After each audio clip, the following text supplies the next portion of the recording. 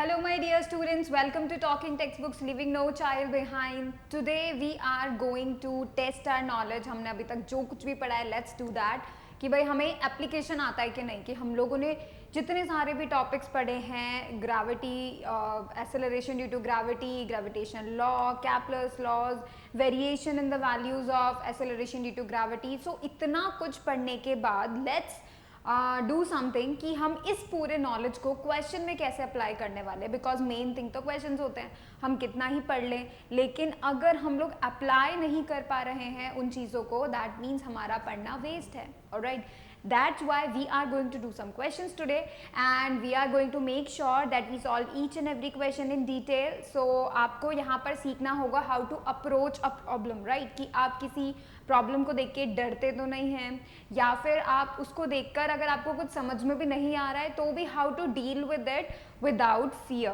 That is the most important thing if you want to excel in physics, right?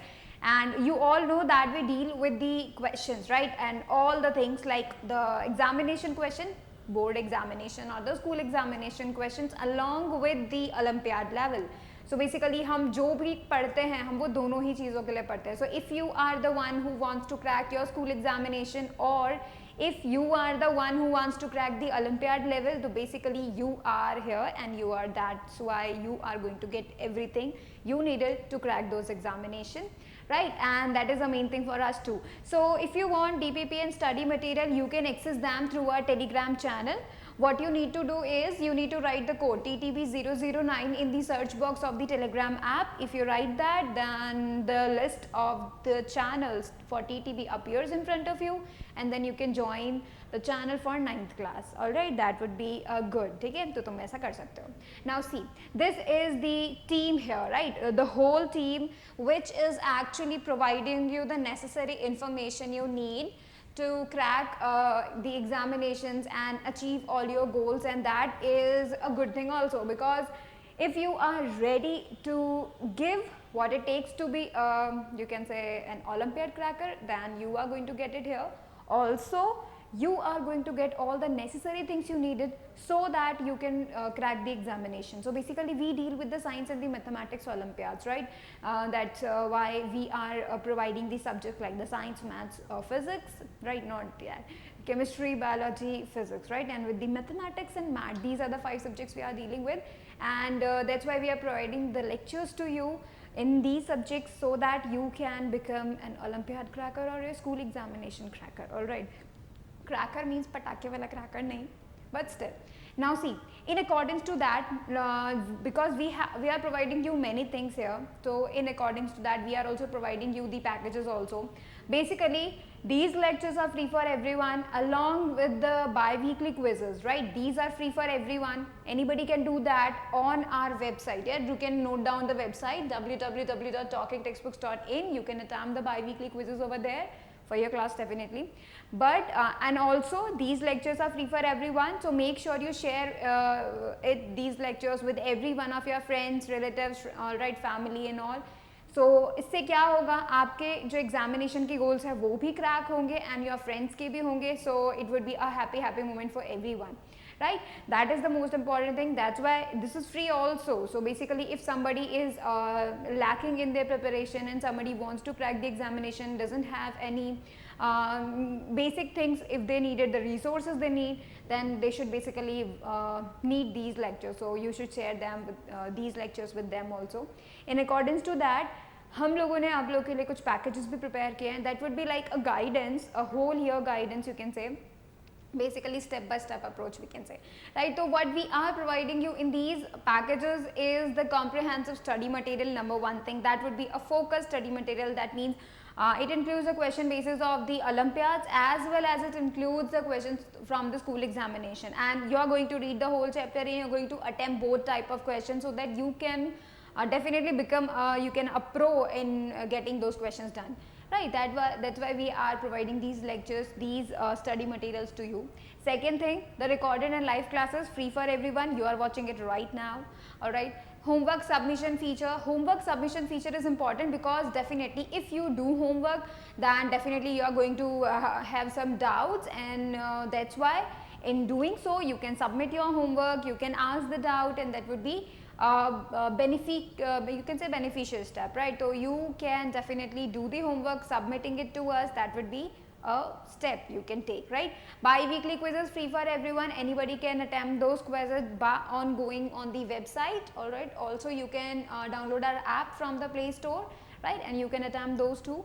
Right. Next, you can see the periodic test papers. Periodic test papers are the test papers which are going to give you the information about the final examination, like the types of questions, right? Or you can say the amount of questions, or you can say the level of questions, and how much questions you are going to attempt and how much time, and all the things will be you can say clear to you. So it would be good if you attempt those periodic test papers. So basically, if you join this full package, then you can getting all these things, along with, if you buy the test series, you will be getting the periodic test papers, recorded and live classes, bi-weekly quizzes. You are going to get the 3 things here.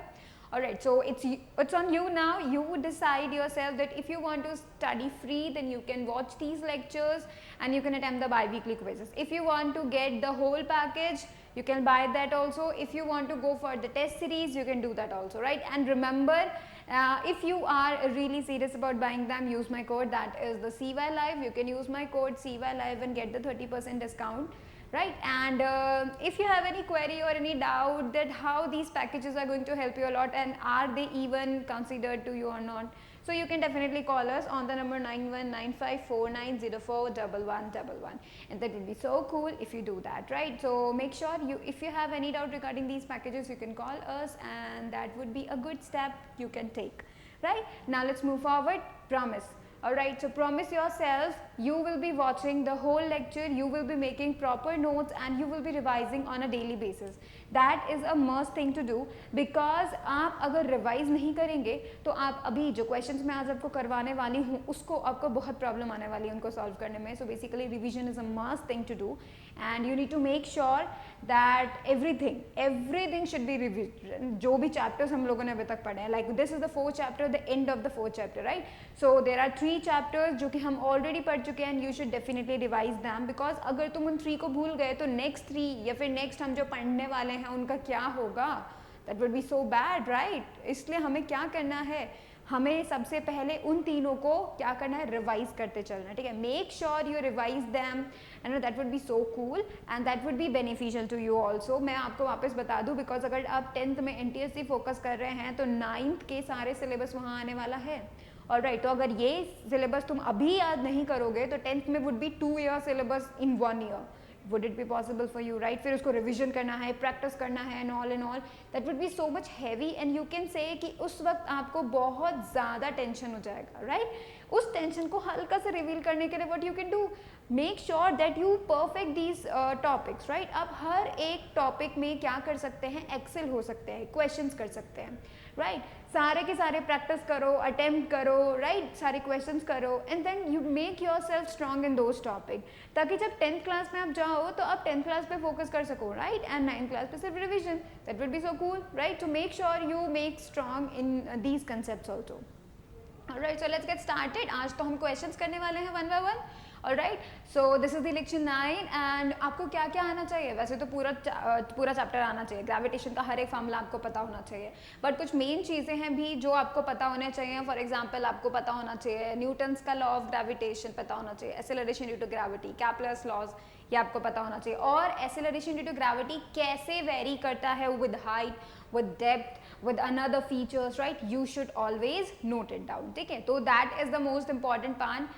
Now let's start the question. This is the question number 1, and all right, let's do it. Start करो. आप कैसे approach करते हो उस question को, that is important. All right, that is the important thing, and let me have my pen. All right. So this is the question number 1, and this is in front of you. Make sure that you do it correctly, all right? And let's get started by doing the questions, all right? So basically what it is saying to you, it is actually giving you the value, all right, the value of G here, right? तो देखो, अभी हम start करते हैं, ठीक है? At a place value of G less by 1%, right? It is less by 1%, then its value on the surface of the earth that is the normal g, है ना. तो मतलब it is going to tell you that जो normal g होता है, मतलब small g acceleration due to gravity on the surface of the earth जो होता है जी, उससे देयर इज 1% लेस वैल्यू हमें मिला है. Alright, and the radius of the earth is given as 6400 kilometer. all right, now see the place is, now we are going to tell कि क्या वो जो place है जहाँ पे इतना कम हो गया है, 1% लेस हो गया है g का वैल्यू. ठीक है, तो ये जो place है क्या ये अर्थ सरफेस के अबव है, क्या ये अर्थ सरफेस के बिलो है, एंड बिलो है तो कितना बिलो है, लाइक 64, 30, 32 कितना किलोमीटर बिलो या अबव है, that is what we are going to calculate here. ठीक है, तो यहाँ पर ये बात हमें पता है कि जब अर्थ सरफेस के ऊपर जाते हैं तो भी वैल्यू डिक्रीज होती है, अर्थ सरफेस के नीचे डेप्थ में जाते हैं तो भी वैल्यू डिक्रीज होती है. सो बेसिकली ये जो हमें वैल्यू बताई गई है, ये जो परसेंट डिक्रीज हमें गिवन किया हुआ है, this percent decrease can be anything, right. It can be the height above or it can be the depth below, right. It is good. अब हम क्या करते हैं, हमें दोनों ही चीजों के लिए फोकस करना होगा, right. We need to solve for the both the part. ठीक है, तो यहाँ पे आप लोग ऐसा कर सकते हैं, स्टार्टेड डूइंग, दोनों फॉर्मूलेज आपको यूज करने होंगे.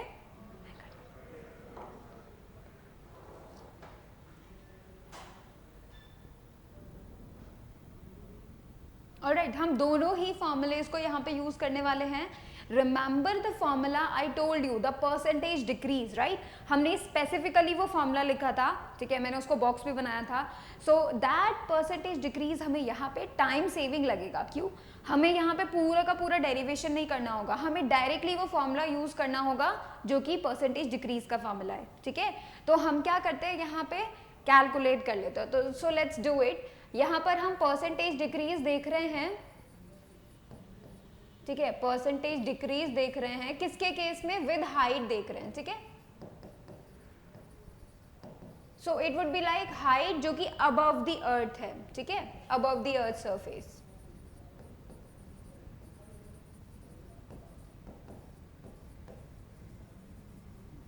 तो यहाँ पर देखो हम लोगों ने उसका फॉर्मूला देखा था, G माइनस जी एच, ये जो जी एच है एक्चुअली में, जी एच जो है that is the acceleration due to gravity at a height h. ठीक है, और ये जो g है normal g, that is the acceleration due to gravity at the earth surface. ठीक है, ये जो परसेंटेज डिक्रीज हम लोगों ने सीखा था, हम लोगों ने क्या किया था, 2h/r multiplied by 100. That is the formula for the percentage decrease when we are talking about a place which is h height above the earth surface. ठीक है, तो ये फॉर्मूला आपको यहाँ पे क्या बताएगा, ये बताएगा कि हम लोग सही कर रहे हैं गलत कर रहे हैं. ऑलराइट, ठीक है, अब हम देखते हैं देयर इज 1% डिक्रीज बताया गया है, राइट. 1% डिक्रीज बताया, so this value is going to be 1 directly. देखो कितना ईजी हो गया है अभी.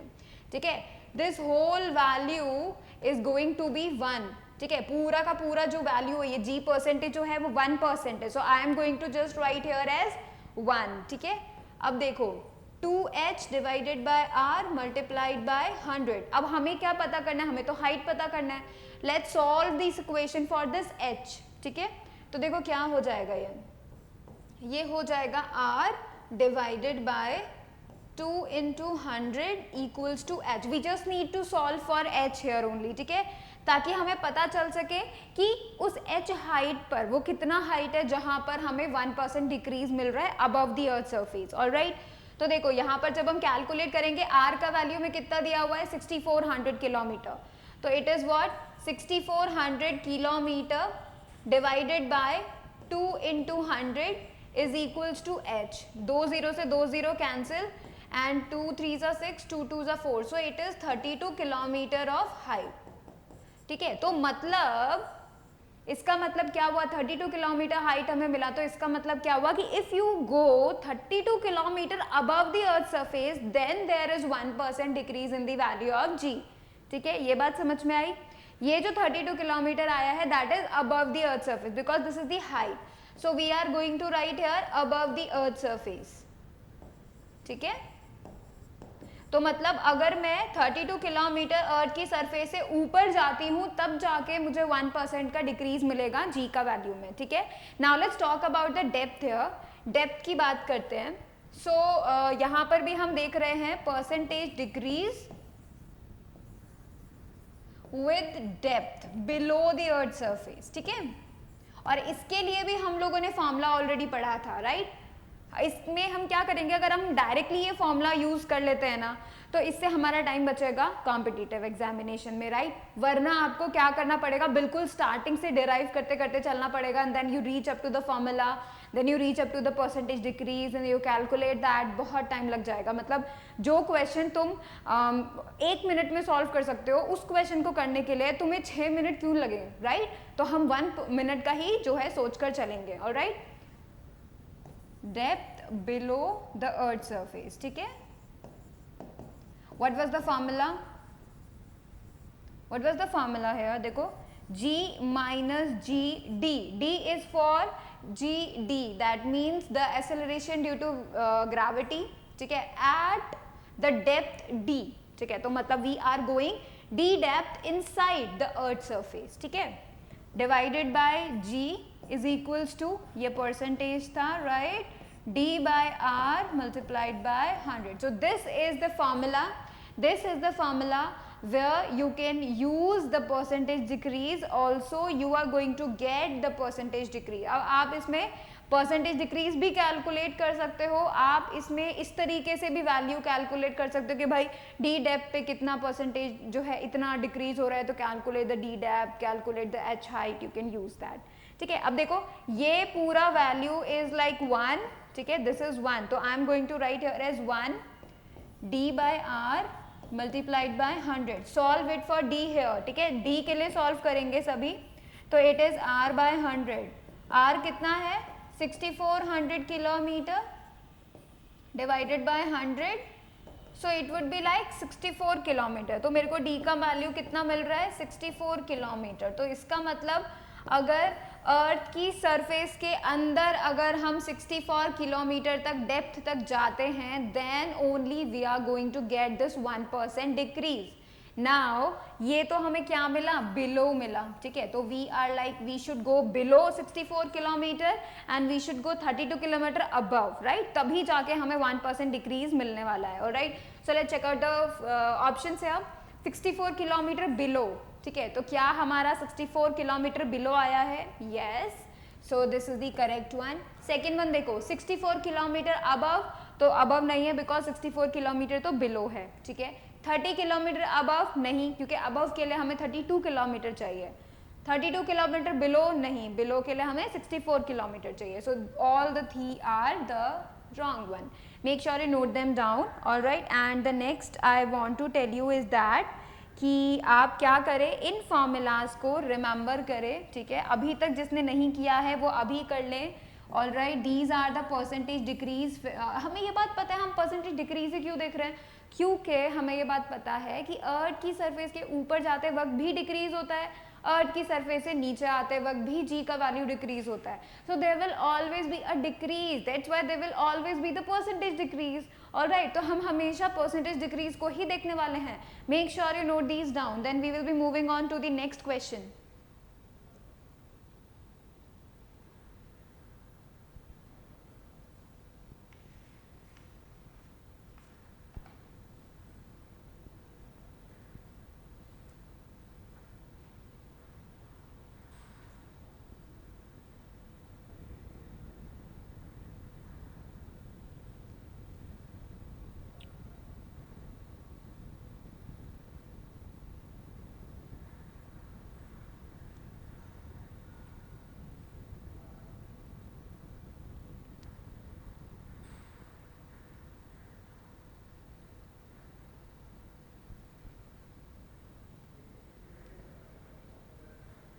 Alright, now I am moving on to the next question, ठीक है। क्वेश्चन नंबर 2 अब आपकी स्क्रीन पर आ चुका है।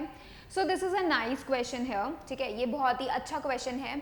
और एक्चुअली में ये क्वेश्चन आपको इंटेलेक्चुअल नॉलेज देगा कि हम जो पढ़ रहे थे, ठीक है, वो अब हम यहाँ अप्लाई करने वाले हैं, ठीक है. So just let's me read out the question.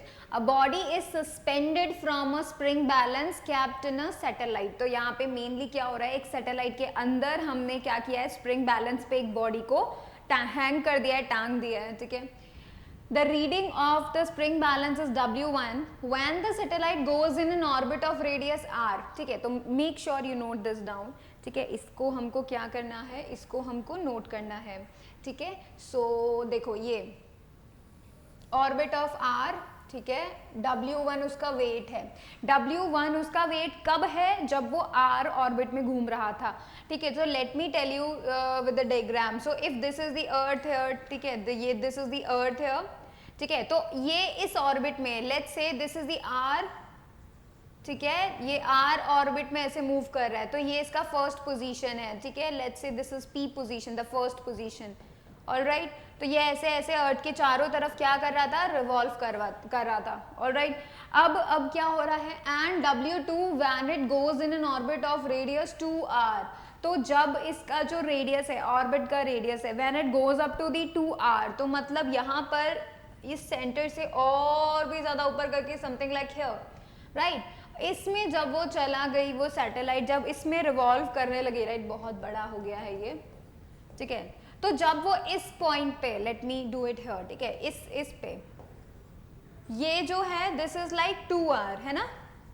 तो देखो पहले सैटेलाइट p वाले ऑर्बिट पे मूव कर रही थी, r डिस्टेंस पे मूव कर रही थी, राइट. जब वो इस पे मूव कर रही थी, इसके ऊपर रिवॉल्व कर रही थी, इस ऑर्बिट को फॉलो कर रही थी, तब उसका जो वेट है बॉडी का, जब हमने सैटेलाइट के अंदर उसको हैंग किया तो कितना था, उसका वेट हमें W1 मिल रहा था, ठीक है. So it is the weight W1.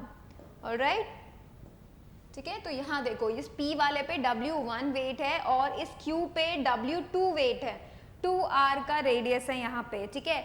अब हमें क्या बताना है, which of the following is correct, हमें ये बताना है. तो हमें वेट को यहाँ पे क्या करना है, कंपेयर करना है, ठीक है. W1 equals to W2, W1 is less than W2, W1 is greater than W2, W1 is not equals to W2, ठीक है. तो that is what we are going to tell here. अभी यहाँ पे हम एक चीज सोच सकते हैं कि अगर ऐसा पॉसिबल हुआ, ठीक है, जनरली बच्चे क्या सोचेंगे कि भाई वेट 1 है, ठीक है, और ये जो सैटेलाइट P है, ये जो सैटेलाइट P है जो कि R ऑर्बिट पे घूम रही थी, वो तो अर्थ के पास है, राइट. लेकिन जो 2r पे घूम रही है वो तो अर्थ के दूर है. तो मतलब अर्थ पे जो g का वैल्यू था, जैसे जैसे ऊपर जाते हैं दैट इज डिक्रीजिंग, राइट, बहुत डिक्रीज हो जाएगा. तो मतलब ये W2 तो कम होना चाहिए in comparison to W1, right. लेकिन ये जो थॉट हम लोग सोच रहे हैं ना, ये डिफरेंट है और गलत भी है, समझे. देखो यहाँ पे सबसे एक इम्पॉर्टेंट चीज जो हमारे दिमाग में रहनी चाहिए वो ये रहनी चाहिए कि ये जो सैटेलाइट है, ये सैटेलाइट अर्थ के चारों तरफ सिर्फ तभी रिवॉल्व कर रही है because there is the only one force acting on it and that is the force of gravity, right. तो that means this satellite is already in the free fall.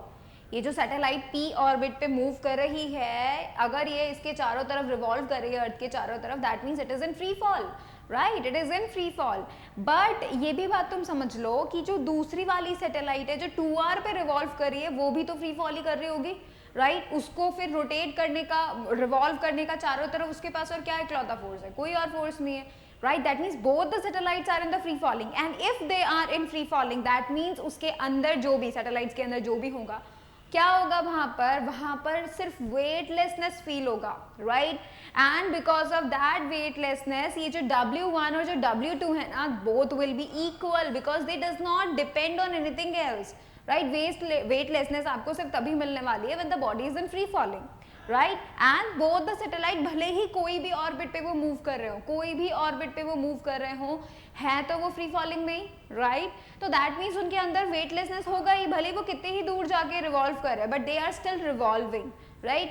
That's why I'm going to say here both the weights will be equal here, all right. ये जो दोनों weight है that would be equal, all right, because of the weightlessness here, ठीक है. और शायद दोनों zero ही हो, right, हो सकता है, बिल्कुल हो सकता है, right. तो make sure that you note this down. अपने words में आप इसके solution को note कर सकते हैं. Then we will be moving up to the question number 3.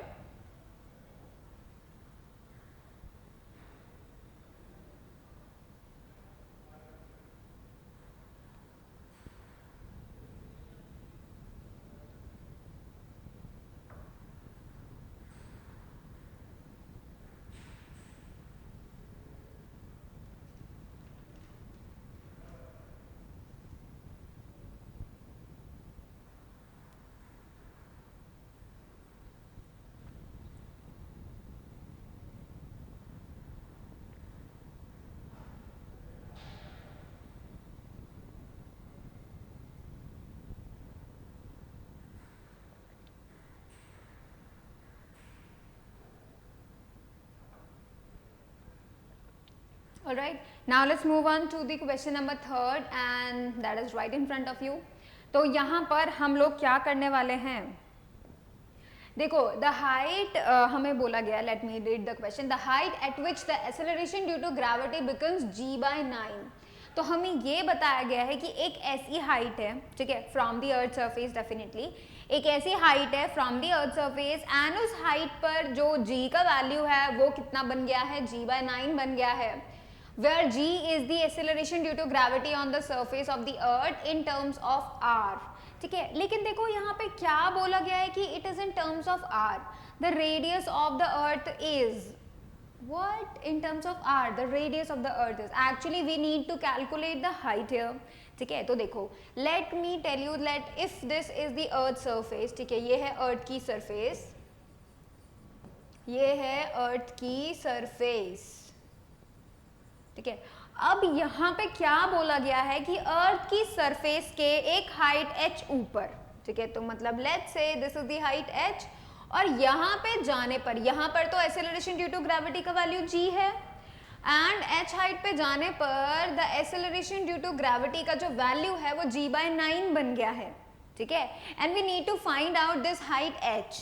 लेकिन आपको क्या बोला गया है, इन टर्म्स ऑफ आर. यहाँ से आके तुम्हें थोड़ा सा झटका लगेगा. कैसे, हम लोगों ने दो फॉर्मूले पढ़े थे, हम लोगों ने दो फॉर्मूले पढ़े थे हाइट के, ठीक है, मतलब वेरिएशन इन द हाइट के दो फॉर्मूले पढ़े थे और उसमें मैंने आपको बताया था कि वो जो दो फॉर्मूले हैं उनमें से एक फॉर्मूला हमें कब यूज करना है और दूसरा फॉर्मूला हमें कब यूज करना है. सो आई टोल्ड यू कि देखो मैंने तुम्हें बताया था, ये है नॉलेज कॉर्नर हमारा, ठीक है, यहाँ पर मैं तुम्हें पुराना कुछ थोड़ा बहुत रिवाइज करवा दूंगी, ठीक है. देखो हम लोगों ने दो फॉर्मूले पढ़े थे, किसके दो फॉर्मूले पढ़े थे, हाइट वेरिएशन के, मतलब जब g का वैल्यू में जो वेरिएशन आ रहा है due to height, that is what we have studied. तो देखो ये है gh, ठीक है, यानी acceleration due to gravity at a height h, ठीक है, g divided by 1 plus h upon r का होल स्क्वायर. ये फॉर्मूला मैंने तुम्हें बताया था कब यूज करना है, when the height is comparable to r, ठीक है, कंपेरेबल टू r. मैंने तुम्हें बताया था जब ये जो हाइट है, ये जो h हाइट है ना जिसके ऊपर हम g का वैल्यू कैलकुलेट कर रहे हैं, that h height is comparable to r, only then you are going to use this formula. फिर मैंने तुम्हें दूसरा फॉर्मूला भी बताया था, वो मैंने तुम्हें क्या बताया था, gh is equals to g1 minus 2h by r. ये वाला फॉर्मूला कब यूज करना है तुम्हें, ये भी देखो सेम टू सेम चीजें ही बता रहे हैं ना, बट ये वाला फॉर्मूला कब यूज करना है, when h is very very very less than r. समझे? तो यहाँ पर आप खुद से बताओ इन दोनों वेरिएशन वाले फॉर्मूले से तुम यहाँ पर इस क्वेश्चन में कौन सा फॉर्मूला यूज करोगे और क्विकली अपना आंसर फाइंड आउट करोगे, ये तुम्हें श्योर करना है. लेकिन तुम्हें यहाँ हिंट दिया गया है, क्या दिया गया है, इन टर्म्स ऑफ आर. अगर इन टर्म्स ऑफ आर की बात हो रही है तो इसका मतलब ये जो एच है, सबसे छोटा छोटा छोटा एच है, ये नहीं यूज कर रहे हैं, कंपेरेबल टू आर बता रहे हैं. इसका मतलब ऐसा, इन टर्म्स ऑफ आर मतलब that is comparable to R, right, वो ऑलमोस्ट उसके टर्म्स में लिखा जा सकता है. Alright, that's why I am going to use this formula here और क्विकली हम लोग अपना सोल्यूशन पता कर लेंगे. Alright, so I am going to do the solution here. मैं अलग से बॉक्स बना रही हूँ यहाँ पे, ठीक है, this is the box where I am going to do the actual solution here, ठीक है. सो देखो हाइट हमें पता करना है, g/9 इसका वैल्यू है, ठीक है. अब ये तो g/9 है, ये उस हाइट पे है, यानी ये gh का वैल्यू गिवन है, ठीक है. तो ये जो वैल्यू है g/9 ये किसका वैल्यू है, gh का वैल्यू है. तो मैंने यहाँ gh के वैल्यू की जगह पे फटाफट से g/9 लिख दिया है. यहाँ पे आ गया g, यहाँ पे आ गया 1 प्लस h अपॉन r का होल स्क्वायर. g से g कैंसिल, ऑलराइट, कैंसिल हो गए. अब यहाँ पे ध्यान से देखो, क्रॉस मल्टीप्लाई कर लेते हैं. क्रॉस मल्टीप्लाई करके ऊपर के दोनों टर्म्स तो 1 1 है, कैंसिल हो गया ना. तो देखो क्या मिलेगा मुझे मिल जाएगा यहाँ पे 1 प्लस h अपॉन r का whole square is equals to 3 का होल स्क्वायर. 9 को मैं 3 का स्क्वायर लिख सकती हूँ, 3 3 से 9 होता है क्योंकि. ऑलराइट, अब यहाँ देखो 1 प्लस h अपॉन r का होल स्क्वायर, 3 का होल स्क्वायर, स्क्वायर से स्क्वायर कैंसिल, ऐसे कटता नहीं है बट अंडर रूट लेके स्क्वायर, जो अगर हम स्क्वायर रूट लेंगे तो कैंसिल आउट हो जाएगा. 1 प्लस एच अपॉन आर अब हमें निकालना है, यहाँ पर हमें मेन वैल्यू किसकी निकालनी है, एच की निकालनी है. So we are going to solve this equation for the h. ठीक है, तो अब क्या करते हैं सॉल्व करते हैं. एलसीएम ले लेते हैं यहाँ पे. ठीक है, एलसीएम ले रहे हैं तो ये बन जाएगा R plus h divided by R equals to 3. इस आर को 3 के साथ भेजेंगे तो बन जाएगा R plus h equals to 3r. ठीक है, h का वैल्यू मुझे चाहिए तो r को दूसरे तरफ भेज देते हैं. h बराबर कितना हो जाएगा, 3r माइनस का r बराबर 2 का r. तो मेरे पास h का वैल्यू आ जा रहा है 2 times r. That means question का A option is the correct one. ठीक है, तो देखो सबसे पहले तो तुम्हें ये क्लियर आउट करना पड़ेगा कि भाई कितने फॉर्मूले तुम्हारे पास हैं और उन फॉर्मूलेज में कब कौन सा फॉर्मूला यूज करना है वो पता होना चाहिए. ठीक है, तुम्हारे पास ये 2 फॉर्मूले थे, समझ में आ गया था तुमको. ठीक है, मतलब ये कुछ ऐसी चीजें हुई जो फॉर्मूलेज होते हैं ना, फॉर्मूले, फैक्ट, ठीक है, ये सब चीजें ऐसी चीजें होती है जैसे कि तुम किसी वॉर में जा रहे हो और तुम्हारे पास बहुत सारे यू कैन से वो होते हैं ना लड़ाई करने के लिए तलवार और टूल्स जो तुम्हारे हैं, war tools, right. So if these are the war tools for you then you should know how to use them. And इसी वजह से मैंने तुम्हें बोला है कि हर एक फॉर्मूला कब कहाँ यूज करना है ये बात आपको पता करनी चाहिए, राइट. अगर आप ये पता कर लेते हैं, आपको ये पता हो जाता है कि भाई कब कौन सा यूज करना है हमें, ठीक है, तो बस क्विकली आप अपना सॉल्व कर सकते हो. इसको सॉल्व करने में कितना टाइम लगा अगर तुम्हें ये पता चल गया कि भाई तुम्हें कौन सा फॉर्मूला करना है, तुरंत कर सकते हो, चुटकी में कर सकते हो. मतलब तुम इस क्वेश्चन में हो सकता था 5 मिनट लगा देते और तो भी गलत आंसर आता, लेकिन अगर तुम करेक्टली इन फॉर्मूलेस को रिमेंबर कर सकते हो, सिचुएशंस को रिमेंबर कर सकते हो, तो तुम्हें इस क्वेश्चन को सॉल्व करने के लिए सिर्फ 1 मिनट इज काफी. Alright, so make sure you note this down. Alright,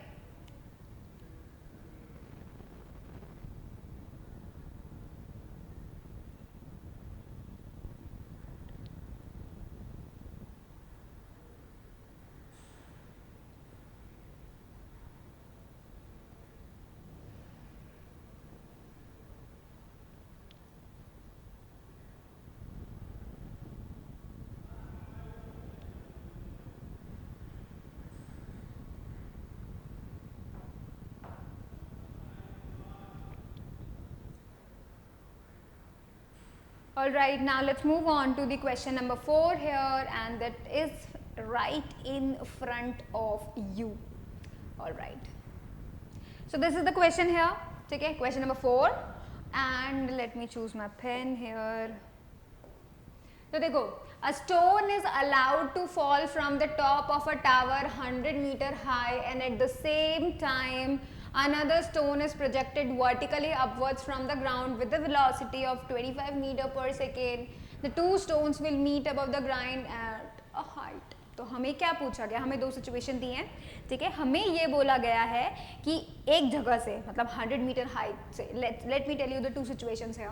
ठीक है, तो ये फर्स्ट सिचुएशन है. इस सिचुएशन के अंदर क्या बोला गया है कि एक स्टोन है, उसको नीचे फेंका जा रहा है और वो जो स्टोन है वो कितने हाइट पे है, वो है 100 मीटर की हाइट पे. कितनी हाइट पे है वो, 100 मीटर की हाइट पे है. स्टोन को नीचे फेंका जा रहा है, 100 मीटर की हाइट पे है.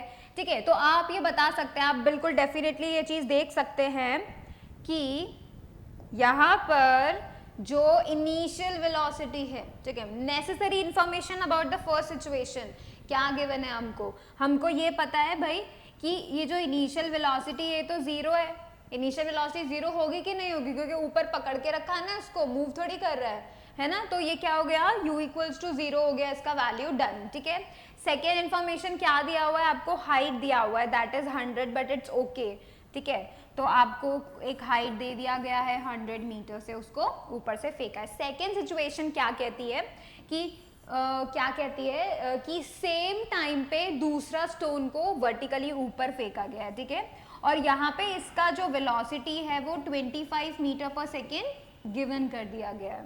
ठीक है, 25 मीटर पर सेकेंड गिवन कर दिया गया है.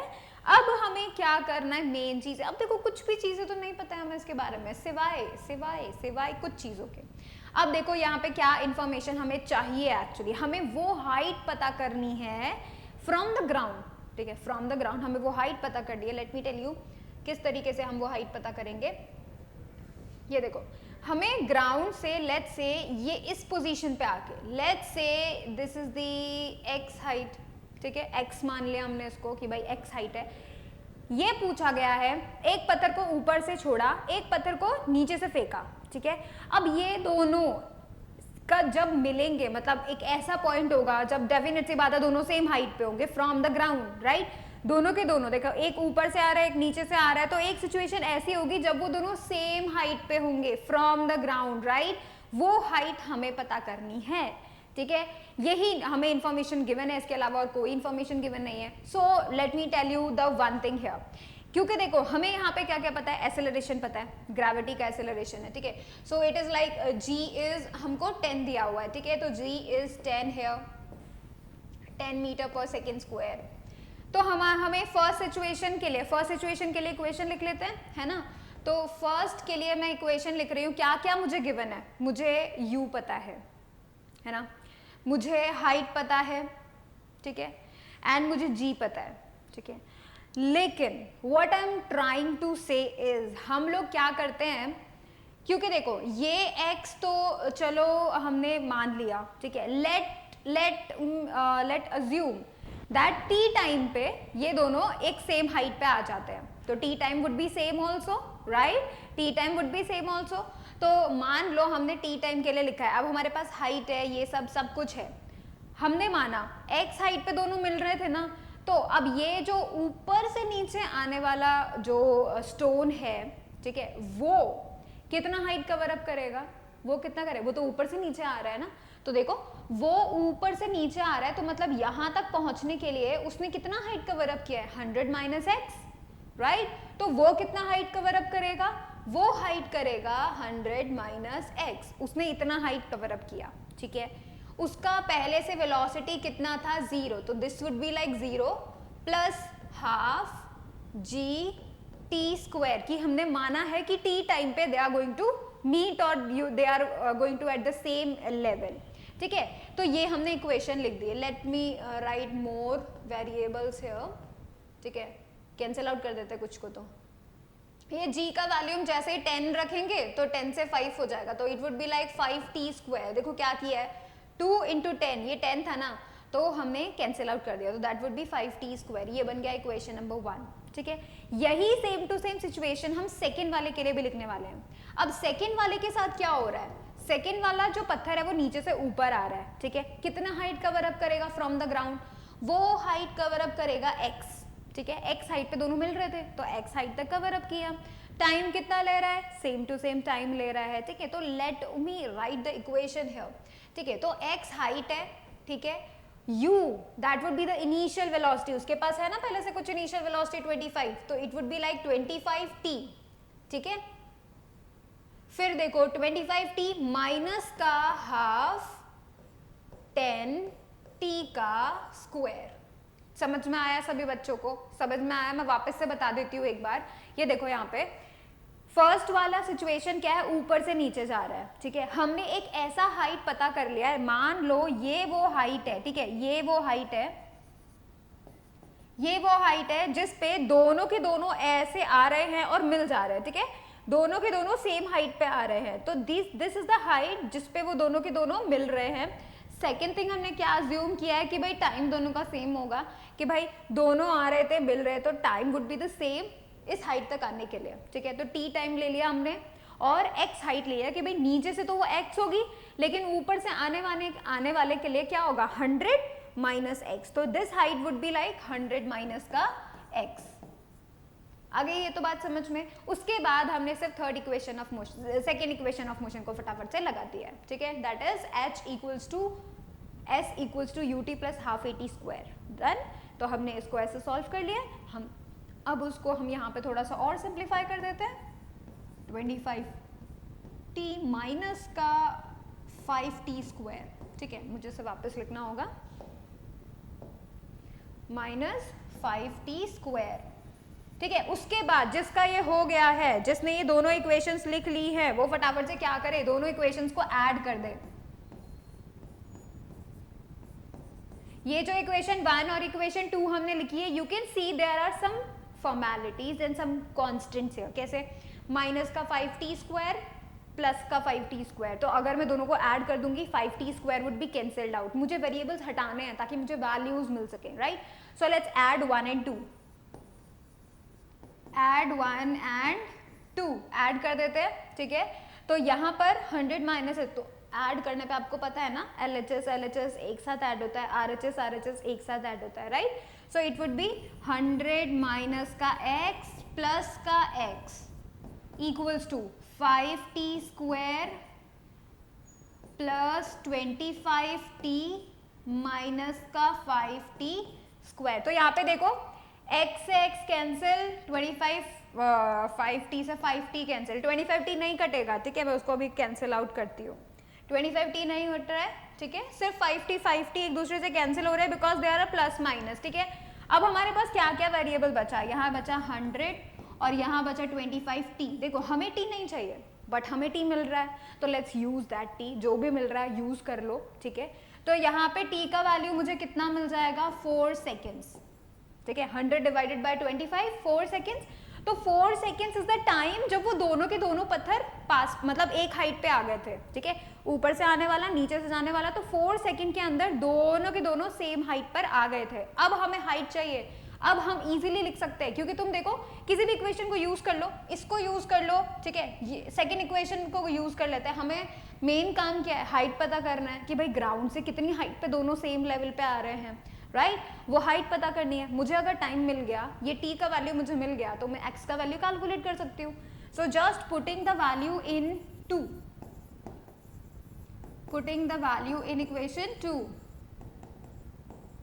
ठीक है। 2 में जैसे ही पुट करेंगे तो x बराबर कितना आ रहा है, 25 इंटू 4, ठीक है, 25 इंटू 4 माइनस 5 इंटू 4 का स्क्वायर, ठीक है। तो यहाँ देखो 25 इंटू 4 100 हो गया, ठीक है, और उसके बाद हमारे पास कितना बच रहा है, 4 इंटू 4 इंटू 5, ठीक है। फटाफट से उसको कैलकुलेट करो, तो it would be 80, right, and we would be getting like 20 metre. तो इसका मतलब 20 मीटर पे जाके 4 सेकेंड्स के बाद, यानी 20 मीटर पे जाके वो दोनों सेम हाइट पे होने वाले हैं from the ground. So this is the value of 20 metre, ठीक है, this is the value 20 metre we have find out, और इसलिए हम लोग ऑप्शन ए को जो है करेक्ट मानने वाले हैं, ठीक है। मेन काम यहाँ पे तुम्हें सोचने का क्या था, मेन काम यहाँ पे बस इतना सा था, तुम्हें ये दिमाग लगाना था कि जब कभी भी ऐसा पॉसिबल ऐसा सिचुएशन हो कि भाई एक को ऊपर से फेंक रहे हैं, एक को नीचे से फेंक रहे हैं, राइट, तो और जब पूछा जा रहा है कि दोनों सेम हाइट पे कब होने वाले हैं, तो एक फैक्टर दोनों में कॉमन है, same height from the ground, right, ये फैक्टर कॉमन होगा। सेकेंड थिंग क्या कॉमन होगा, टाइम दोनों को सेम लगने वाला है, बिकॉज दोनों का टाइम स्पेंड तो एक ही होगा, राइट, टाइमर तो एक ही बार चला है ना, दोनों को सेम टाइम पे छोड़ा है, दोनों को सेम टाइम पे उन्होंने जर्नी स्टार्ट किया है, तो मीटिंग वाला जो टाइम है वो भी सेम होगा। सो ये दो चीजें अगर आपको पता हो तो you can find out the solution very quickly, ठीक है। हम लोगों ने तो बहुत ही ज्यादा झमेला किया है, ऑलराइट, तो इसको नोट करो and then we will be moving up to the 5th question.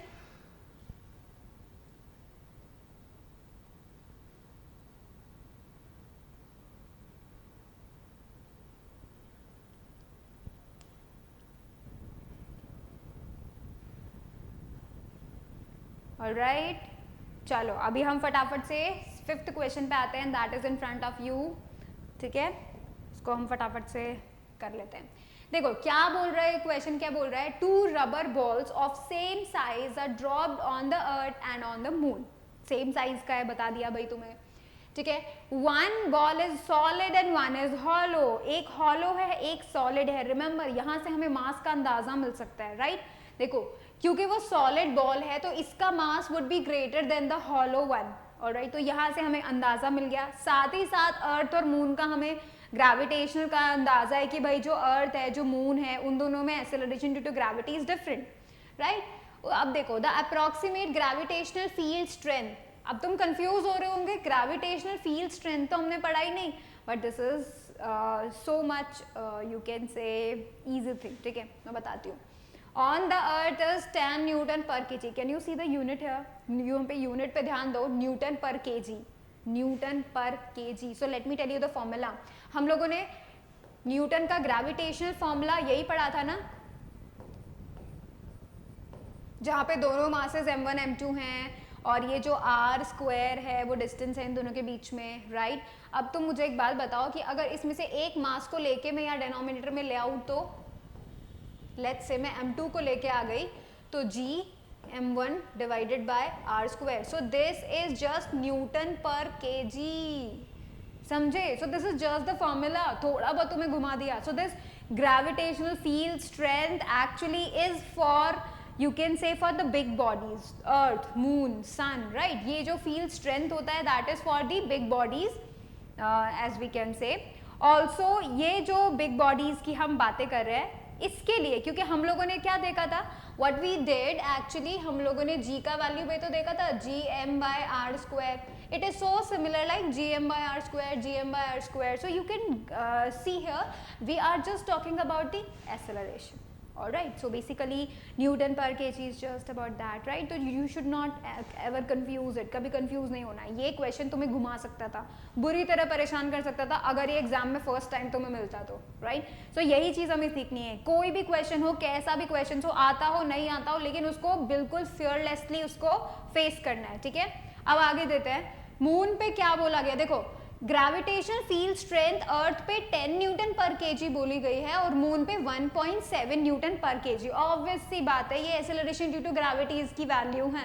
10 अर्थ पे होती है, 1.7 मून पे होती है, राइट। अब देखो which ball has the greatest force acting on it, तो यहाँ पर हमें क्या बोल रहे हैं, greatest force acting on the bodies, right. ये तुम्हें पता करना है। अब देखो फोर्स क्या होता है, वेट, वेट ही तो होता है ना, acceleration due to gravity multiplied by the mass, right. That is the force, that would be the mg, this is m and g, alright. So this would be the force here, right. तो अगर m, एक तो first of all m की वजह से wait change होगा, right. Wait का variable हम लोग देख सकते हैं, और g की वजह से चेंज होने वाला है। अर्थ पे g किसका होगा, सॉरी अर्थ पे g किसका नहीं होगा, I mean to say is that कि अर्थ और मून में से जी सबसे ज्यादा किस पे है, अर्थ पे, राइट। सो अर्थ पे जी ज्यादा है और मून पे जी कम है, ठीक है। G is you can say greater, नहीं तो हम लोग इसको सिंपल ऐसे लिखते हैं ना, g e is greater than g m, ये हमें पता चल गया, ऑलराइट। तो अगर इन दोनों बॉडीज को अगर हम गिराते हैं, अगर ये सेम मास के होते तो, पर अभी सेम मास के नहीं है, सॉलिड वाले का मास ज्यादा है, ठीक है। सो देखो mass of solid is greater then mass of hollow, ये तो हमें पता है, राइट। तो तुम मुझे एक बात बताओ, एक तो सॉलिड बॉडी, ठीक है, दूसरा अर्थ पे ज्यादा ग्रेविटेशनल फोर्स, तो वेट तो इसी का ज्यादा होगा ना, सॉलिड बॉडी का, राइट। सो यू कैन से यहाँ पर एक तो बॉडी सॉलिड होना चाहिए, दूसरा अर्थ होना चाहिए। ये दोनों चीजें अगर हम मिल गई तो we can say it would be the greatest force acting on that object due to its weight, right. Weight ही तो है वो फोर्स, राइट। तो आप देख सकते हो हमें दो कॉम्बिनेशन मिल गए, सॉलिड होना चाहिए और अर्थ होना चाहिए, right. So type of ball should be solid and where drop on the earth. So basically हमारा C option is the correct one. देखो हमें कुछ भी नहीं करना पड़ा, बस हमें हल्का सा दिमाग लगाना पड़ा, नथिंग एल्स। अगर तुम एग्जाम में इस क्वेश्चन को सॉल्व करते तो it would be like 50 seconds, 50 seconds would be enough for this question, ठीक है। फटाफट से लिखो,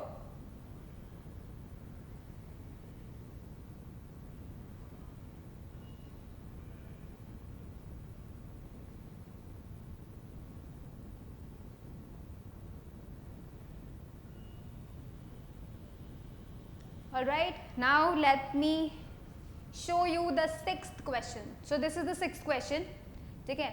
ये एक बहुत ही बढ़िया क्वेश्चन है, ये आपके जो कंसेप्ट्स हैं जो आपने पढ़ा है, ठीक है, उसको हल्का फुल्का कंसेप्चुअल लेवल पे लेके जाता है। This is not numerical as you can C.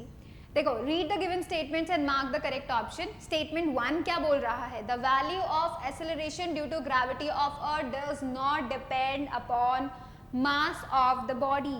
What is actually the formula of the acceleration due to gravity, क्या फॉर्मूला होता है, G equals to gm by r square, where m is the mass of the planet, r is the mass of the radius of the planet, not the mass, radius of the planet. So basically there is no variable showing the mass of the body.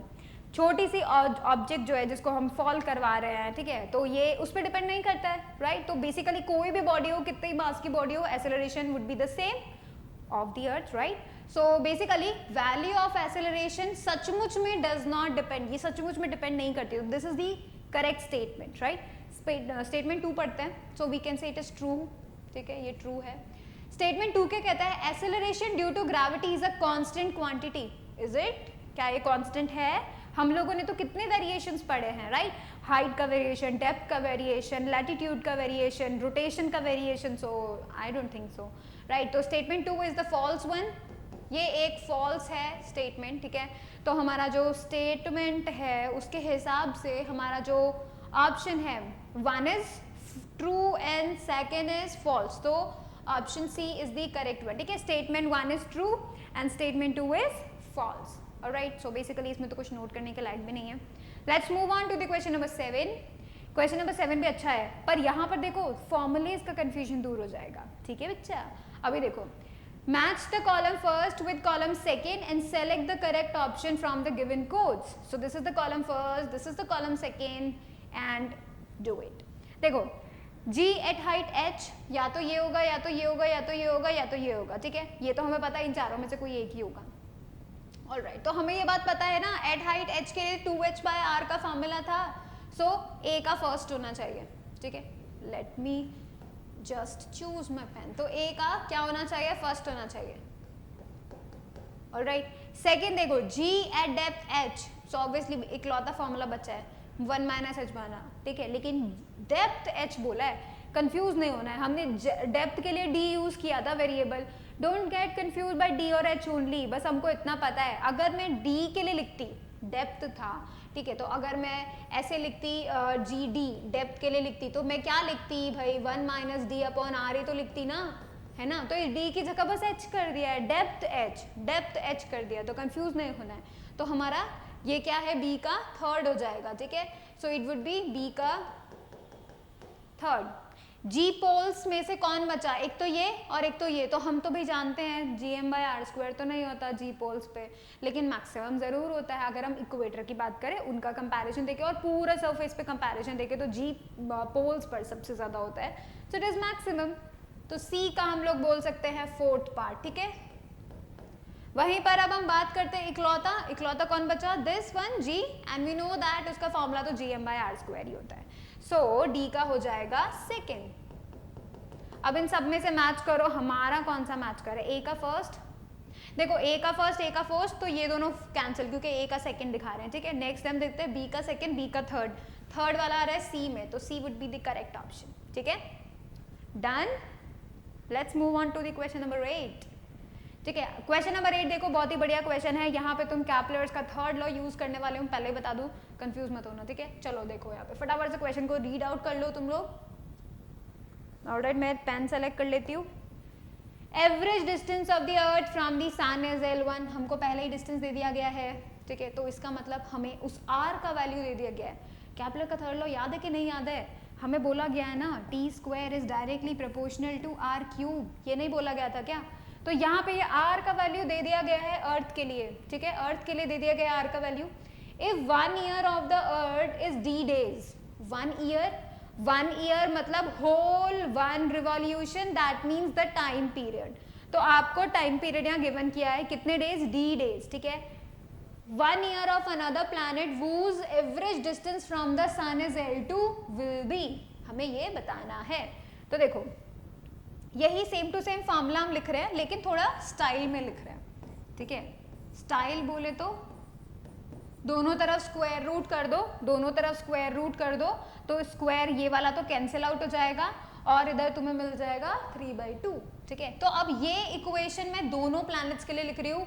अर्थ के लिए मैं 1 choose कर रही हूँ क्योंकि देखो L1 है. ठीक है, और उसके लिए दूसरे प्लैनेट के लिए L2 चूज कर रहे हैं. ठीक है, तो अर्थ के लिए अगर हम बोले तो हम क्या लिख रहे हैं? अर्थ के लिए देखो टाइम पीरियड कितना है? D days. ठीक है, that is directly proportional to the L1 की पावर 3/2. ठीक है, और अगर मैं प्लैनेट की बात करूं, ठीक है, अगर मैं प्लैनेट की बात करूं तो मुझे क्या लिखना चाहिए? उसके लिए हम लिख सकते हैं, लेट्स से D2 लिख देते हैं. ठीक है, D2 नहीं लिखते हैं, T2 लिखते हैं. ठीक है, T2 लिखते हैं उसके लिए. So T2 is directly proportional to R नहीं एल, L2 की पावर 3/2, ठीक है, L2 की पावर 3/2, ये स्मॉल एल नहीं है, कैपिटल एल है, ठीक है, ये कैपिटल एल है। अब देखो यहाँ पर, क्योंकि हमें इन दोनों के बारे में पता करना है, हमें तो उस T2 का वैल्यू पता करना है मेनली, है ना, T2 का वैल्यू पता करना है। इसको पता करने का हमारे पास एक ही तरीका है, क्योंकि हमारे पास बीच में डायरेक्टली प्रोपोर्शनल भी है, सो लेट्स डिवाइड इट, ठीक है, रेशियो निकाल देते हैं। तो देखो earth divided by the planet अगर हम करें तो it should be like D divided by T2 is equals to, क्योंकि इनका जो कांस्टेंट आएगा जब हम डायरेक्टली प्रोपोर्शनल को हटाएंगे तो एक प्रोपोर्शनैलिटी कांस्टेंट आता है, जब उस कांस्टेंट को आप कैंसिल आउट करने वाले हो तो वो constant would be cancelled out, ठीक है, तो हमें उसकी चिंता नहीं करनी है, हमें डायरेक्टली क्या है ये लिख देना है 3/2 डिवाइडेड बाय L2 की पावर 3/2। अब वैल्यू क्या निकालनी है, T2 की वैल्यू निकालनी है, क्रॉस मल्टीप्लाई कर दो एंड गेट द वैल्यू, ठीक है। अब हम देख लेते हैं क्रॉस मल्टीप्लाई करके हमें क्या मिलेगा, D L2 की पावर 3/2, ठीक है, बराबर L1 की पावर 3/2 और T2, मुझे T2 अकेला चाहिए तो हम लोग L1 का वैल्यू नीचे लेके आ जाते हैं, ठीक है। सो T2 would be what, T2 would be D L2 का वैल्यू 3/2 डिवाइडेड बाय L1 का वैल्यू 3/2, उसकी पावर 3/2 नॉट वैल्यू, ठीक है। तो देखो T2 मुझे मिल जाएगा D whole bracket 3/2 same power है ना, तो हम लोग ऐसे लिख सकते हैं L2/L1 होल पावर 3/2।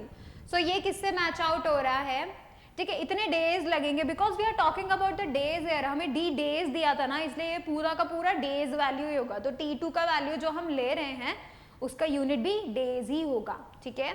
तो देखो यहाँ पर हम वैल्यू जो देख रहे हैं वो किसकी करेक्ट है, ये देखो L2/1 L2/L1, सब में L2/L1 है यार, पावर देख लो फिर 3/2 किसकी पावर है 3/2, D option is the correct one, ठीक है। सो इस तरीके से हम लोग जो है इतने सारे क्वेश्चंस को सॉल्व कर सकते हैं, तुम्हें बिल्कुल करेक्टली पता होना चाहिए when to use a formula and what are the situations in which you should use that formula, ठीक है। अगर ये चीजें आपको पता है that means you have the excel to the physics problems, alright, so you should do that. इसको फटाफट नोट कर लो, then we will be ending the lecture here, alright.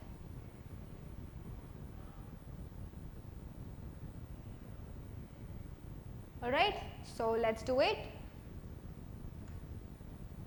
So thank you so much for watching the video. Please like it, share it, subscribe it, and do not forget to click on the bell icon so that you will remain notified for the upcoming videos. Also, next class में हम लोग अपना next chapter start कर रहे हैं, so be ready for it. Thank you so much.